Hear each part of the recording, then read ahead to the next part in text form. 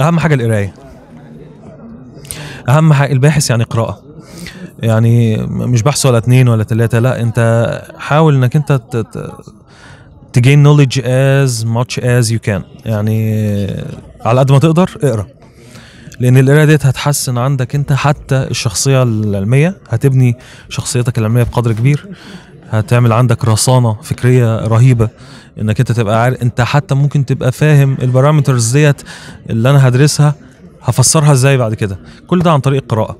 انت مش جاي تخترع الذره، مش جاي تعمل حاجه اللي ما اتعملتش قبل كده، انت جاي تعمل حاجه اعتمادا على شغل السابقين او شغل يور كوليجز، شغل الباحثين. وده مفهوم البحث العلمي الصحيح، انك انت بيبقى فيه accumulation، بيبقى فيه تكامل. ما فيش حاجه اسمها وان مان شو في البحث العلمي. تمام، انا هقرا. تمام.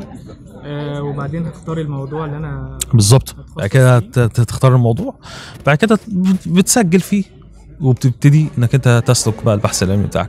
والبحث العلمي بتاعك فشل اكتر ما هو نجاح، انت لازم تبقى متوقع انك انت هتفشل اكتر ما هتنجح. هو ده العلم وهو ده البحث العلمي في العموم. يعني انت ممكن تبقى حاطط ثيوري، حاطط نظريه، في الاخر تيجي تطبقها تلاقيها في شنك خالص، مش هتطبق معاك.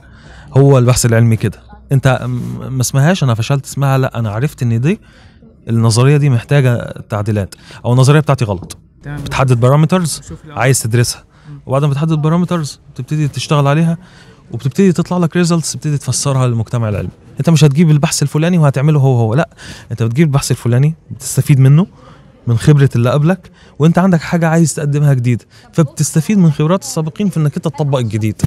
فاهمني؟ زي ما قلت لك البحث العلمي، وده تصورنا الخاطئ عنه للاسف، البحث العلمي مش نجاح، البحث العلمي فشل اكتر ما هو نجاح. انت يعني مش مغسل وضامن جنه زي ما بيقولوا، فانت داخل على التجربه بتاعتك انت مش عارف، انت حاطط شويه ارهاصات وشويه نظريات في دماغك، هتطبق انت مش عارف بتاع التجارب بتاعتك دي صح ولا لا.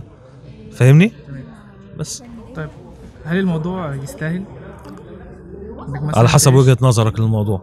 طيب لو انت باصص على الموضوع ان هو طلب علم وابتغاء وجه ربنا عز وجل في طلب البحث العلمي، هيستاهل طبعا انك انت ربنا يحشرك في زمرة العلماء يوم القيامة.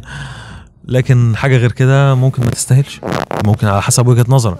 لو انت باصص للموضوع على ان هو مثلا ماديا وهل هتيجي فلوس من وراه ولا لا، لا ممكن ما تجيش فلوس من وراه، بالعكس انت هتدفع من جيبك عليه.